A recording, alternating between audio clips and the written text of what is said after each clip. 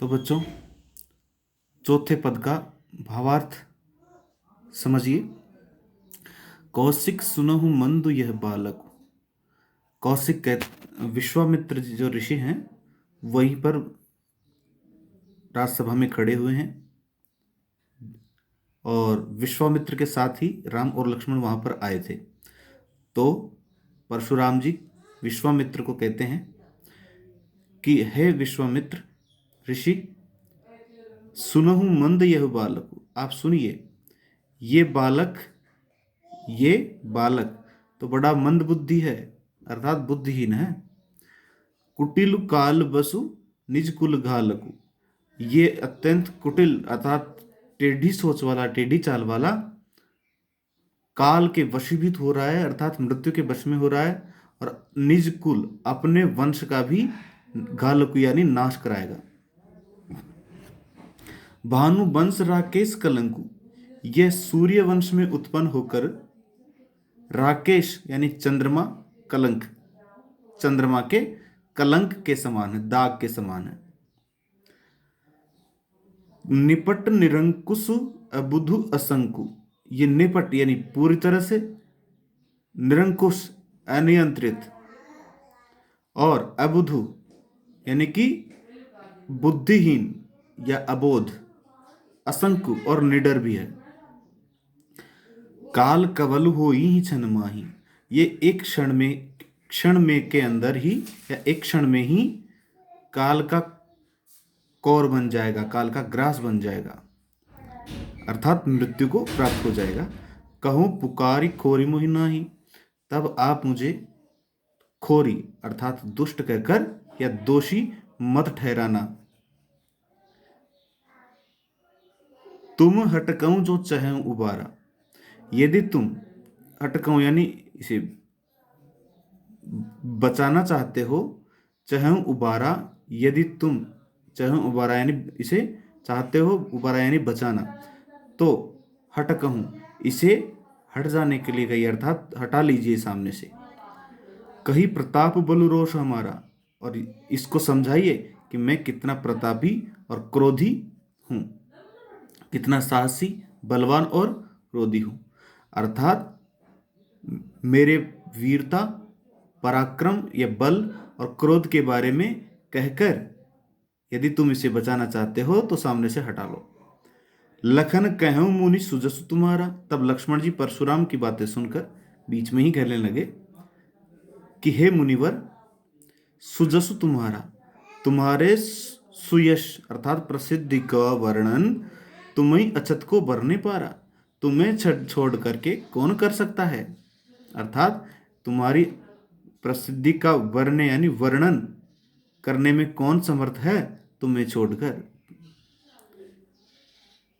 जब यानी इन्होंने कहा कि मेरे प्रताप, बल और रोष के बारे में कहकर इसे हटा लीजिए, तो लक्ष्मण जी बीच में बोल उठे कि आपके प्रसिद्धि और सुयश के बारे में आपके अलावा कौन वर्णन कर सकता है, अपने मुंह से ही कह लीजिए। अपने मुंह तुम आपनी करनी, बार अनेक भांत बहुबरनी। कि आपने अपने मुंह से अपनी महानता अपनी करनी यानी अपने कर्मों का या अपने कार्यों का या अपनी महानता का गुणगान बार अनेक, अनेक बार, अनेक प्रकार से वर्णित किया है या वर्णन किया है। नहीं संतोष तो पुनि कछु कहूं। यदि अभी भी संतोष नहीं मिला हो तो फिर से कुछ कह लीजिए। जनि रिस रो की दुसह दुख सहूं। अपने क्रोध को मत रोकिए, अर्थात अपने रिस यानी क्रोध को रोककर असहनीय दुख को जन यानी मत, सहूं यानी सहन कीजिए या सहिए। जनि का अर्थ मत होता है कि मत सहिए। वीर व्रति तुम धीर अछोभा। तुम वीरता का व्रत धारण करने वाले हो, बड़े धैर्यशाली और शांत हो, अर्थात शांत मनोवृत्ति के हो। जबकि वो परशुराम ऐसे नहीं है, फिर भी लक्ष्मण व्यंग्य के करने के कारण उनको शांत बोल रहे हैं। गाली देत न पावो शोभा। आप गाली देते हुए शोभा नहीं देते हैं। सूर समर करनी करही, कही न जना वही आप। विद्यमान रन पाए रिपु, कायर कथई प्रताप। कि सूरवीर समर यानी रण क्षेत्र में, युद्ध में कर्म करता है, अर्थात युद्ध का कार्य ही करता है। कहीं न जनाब ही आप यानी अपनी है, अपने ही कर्मों के बारे में गुणगान यानी कह करके कही यानी कहकर या गुणगान करके दूसरों को नहीं जताता।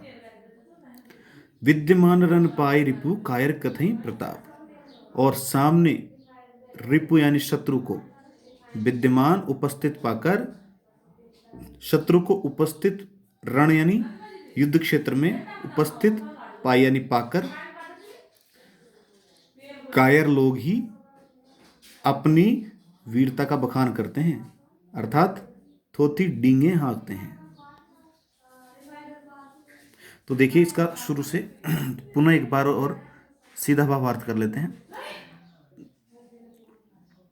तो लक्ष्मण जी के ऐसे वचन सुनकर और परशुराम कौशिक ऋषि यानी कि विश्वामित्र से कहने लगे कि हे विश्वामित्र, हे कौशिक, ये बालक बड़ा मंदबुद्धि है। सुनिए, ये बालक बड़ा मंदबुद्धि है, ये अत्यंत कुटिल है, काल के वशीभूत हो रहा और अपने कुल का भी नाश कराएगा। ये सूर्यवंश में उत्पन्न होकर चंद्रमा के कलंक के समान है। ये पूरी तरह से अनियंत्रित, बुद्धिहीन और निडर है। ये एक क्षण में ही काल का ग्रास बन जाएगा, अर्थात मृत्यु को प्राप्त हो जाएगा। फिर आप मुझे दोषी कहकर मत पुकारना, अर्थात मुझे दोष मत देना। तुम यदि इसे बचाना चाहते हो तो मेरे बल प्रताप, मेरे पराक्रम, बल और क्रोध के बारे में बताकर इसे दूर हटा लो, हटकाओ यानी हटा लीजिए। लक्ष्मण जी ने बीच में ही कहा कि हे मुनिवर, आपके बल, पराक्रम और क्रोध के बारे में, अर्थात आपके सुयश के बारे में आपको छोड़कर कौन वर्णन कर सकता है। आपने अपने मुंह से अपने करनी के बारे में, अपने कर्मों के बारे में अनेक बार और अनेक प्रकार से बहुत कुछ वर्णन किया है। अभी भी संतुष्ट नहीं हुए हो, अभी भी शांति नहीं मिली हो, संतोष नहीं मिला हो, तो फिर से कुछ कह लीजिए। अपने इस ऋष यानी क्रोध को रोककर असहनीय दुख को जन यानी मत सहिए। वीर व्रति है, वीर व्रति तुम धीरज शोभा, आप वीरता का व्रत धारण करने वाले और शांत, धैर्यशाली और शांत हो।